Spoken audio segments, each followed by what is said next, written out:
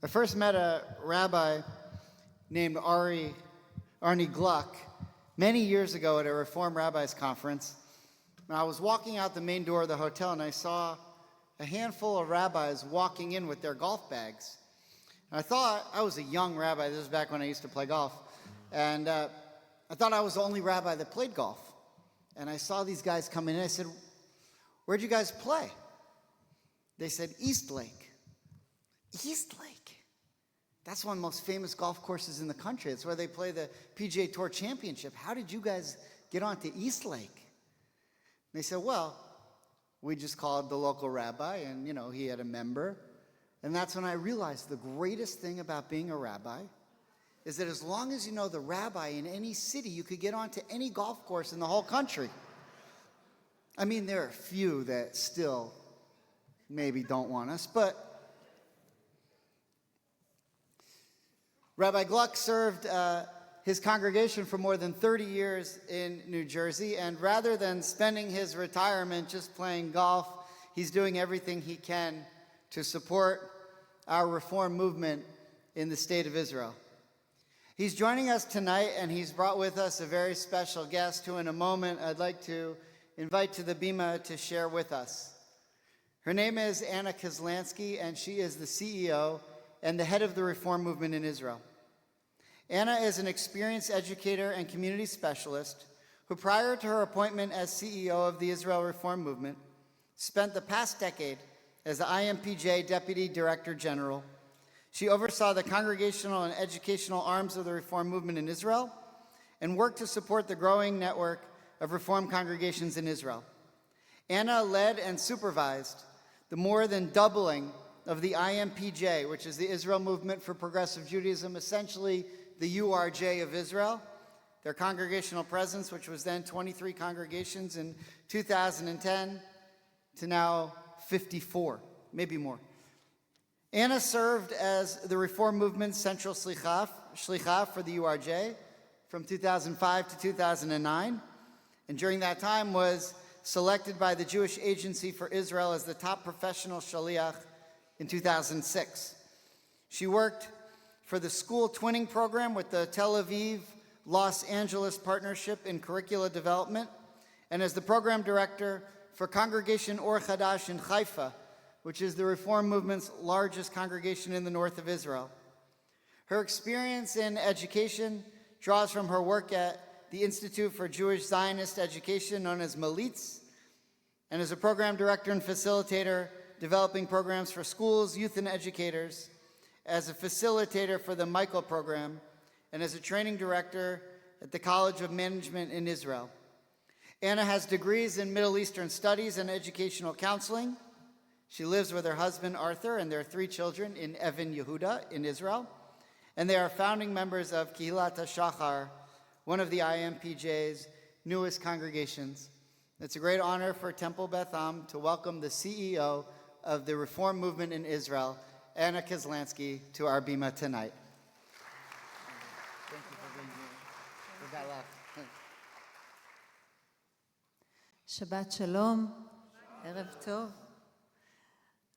Very happy and excited to be here and to give my thoughts about the Parsha and to talk to you about the Israeli Reform Movement.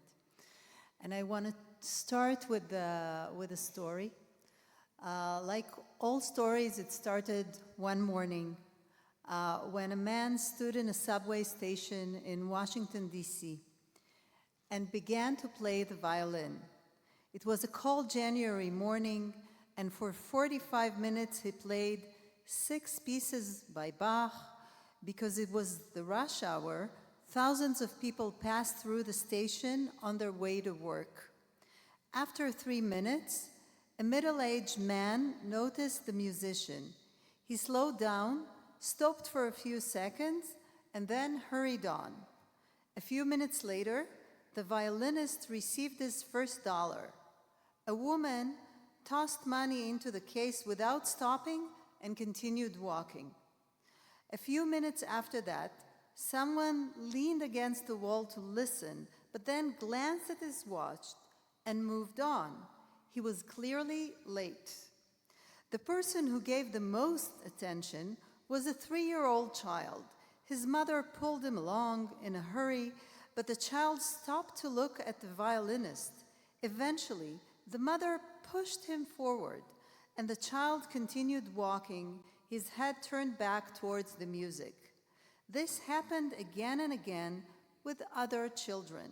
Every parent, without exception, forced their child to move on. During the 45 minutes the musician played, only 6 people stopped for a short while.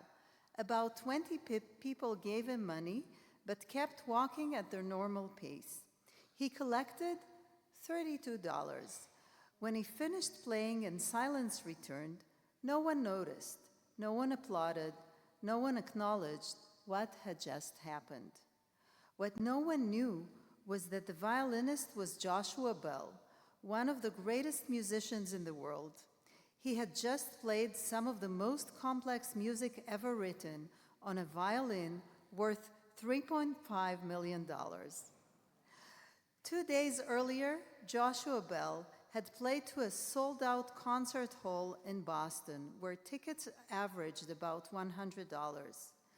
This was a real story organized by the Washington Post as a social experiment about perception, priorities, and attention. The question was simple. In an ordinary place, at an inconvenient time, do we notice beauty? Do we stop to recognize it? Do we recognize greatness when it appears in an unexpected context? One possible conclusion is this: if we don't have time to stop and listen to one of the greatest musicians in the world playing some of the most beautiful music ever written, what else are we missing as we rush toward our destination? In this week's parasha, Beshalach, the Israelites find themselves in a similar moment. They stand at the edge of the Sea of Reeds.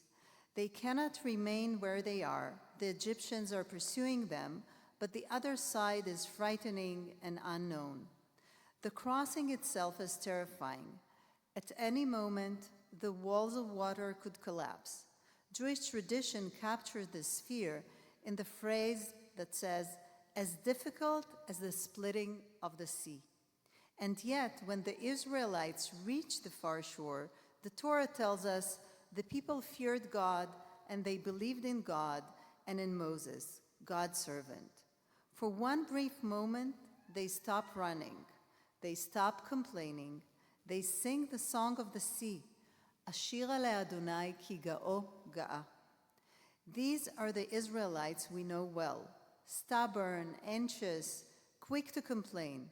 And indeed, almost immediately afterward, they return to their old patterns, complaining about the bitter water of Marah, asking, "What shall we drink?" and even longing to return to Egypt. And yet, the Song of the Sea marks a true and powerful moment, a moment of recognition and gratitude, a moment very much like those 45 minutes when Joshua Bell played in the subway. We have lived through moments like these over the past 2 years. Each time, the hostages returned home, alive or not. In moments when Israeli society revealed its resilience, in the extraordinary voluntarism and mutual responsibility shown across the country. In those moments, we were filled with gratitude. Our mouths were filled with song, and yet, almost immediately afterwards, we Israelis found ourselves once again standing at the edge of the sea, fearful, unsettled, longing for normalcy, praying to heal and rebuild. For the past 2 years, every Saturday night, until the end of the war, the Reform movement in Israel led Havdalah ceremonies in Hostages Square in Tel Aviv. With hundreds of Israelis gathering week after week, through Hebrew song and ancient prayer, we prayed for the return of all that was held captive. In those melodies, there was the same spirit we hear in the Song of the Sea, a pause in the journey, a breath of gratitude in the midst of uncertainty. Now, as the war has ended, but the work of rebuilding Israeli society still lies ahead, we once again feel like the Israelites standing at the sea edge, filled with hope, yet unsure of the path forward. Will we be able to reach the other side to lives of quiet and flourishing? The challenges within Israeli society have not disappeared. Polarization remains. Deep fractures persist. At moments like this, it is important to say a few words about who we are as a movement and what we have been doing on the ground. Over the past 2 years, the Israel Reform Movement and its 54 congregations have become far more than places of prayer. In the midst of war, displacement, and prolonged uncertainty, our communities stepped forward as centers of care, resilience, and meaning. Across the country, congregations opened their doors to families who had been evacuated from their homes. They offered practical help alongside spiritual and emotional grounding, spaces for grief, for prayer, for conversation, and for rebuilding a sense of belonging. Rabbis and community leaders focused intentionally on strengthening mental and spiritual resilience. In these difficult moments and in these difficult months, our communities became anchors of stability and compassion. It is also important to understand who these communities are reaching. In Israel, many people who seek Jewish meaning, community, and moral language would never turn to the Orthodox establishment. For them, Reform communities have become a primary address for Jewish life, often the only space where they can find equality, inclusion, and dignity, where women lead and where LGBTQ+ Israelis are fully embraced. Over the past years, identification with Reform and liberal Jewish values in Israel has grown steadily. Our communities reach Israelis across the spectrum, secular, traditional, young families, and those searching for a Jewish home that reflects their lives. In a society where many feel distance from religious institutions, Reform communities have become trusted centers of Jewish connection, leadership, and hope. It is from this lived experience of shared responsibility that our commitment to a shared society grows. That same commitment also shapes our work to build bridges between communities in Israel, particularly between Jews and Arab citizens of Israel, while insisting that public safety, dignity, and justice belong to everyone. Earlier this week, the leadership of the Israel Reform Movement visited the Arab city of Sachin in the Galilee, standing in solidarity with communities coping with ongoing violence and crime.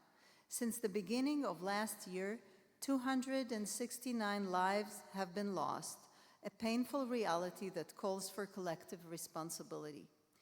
We met with local leaders and reaffirmed our Jewish and Reform commitment to the value of every human life and to a society in which no community is expected to live with less security or protection than others. This Saturday night, tomorrow night in Israel, we will once again lead Havdalah in Hosted Square, and then join a mass demonstration calling for an end to violence and crime in Arab society.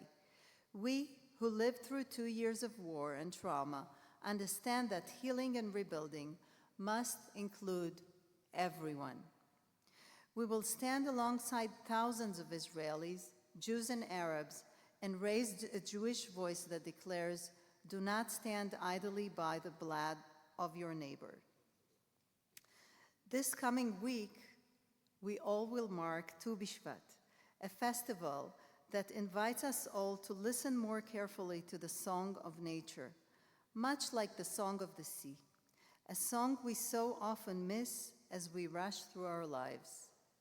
Like the song of the sea, Tu B'Shvat calls us to pause, to notice, and to remember the teaching of Rabbi Nachman of Breslev, that every blade of grass has its own melody, every living being its own song, and that from all these songs together emerges the melody of the world and its creator. May we learn to stop, even briefly, in the middle of our journey. May we find the courage to sing, even while standing at the sea. And may our shared melodies bring us the comfort we so deeply need and the quiet that must follow war. Shabbat Shalom.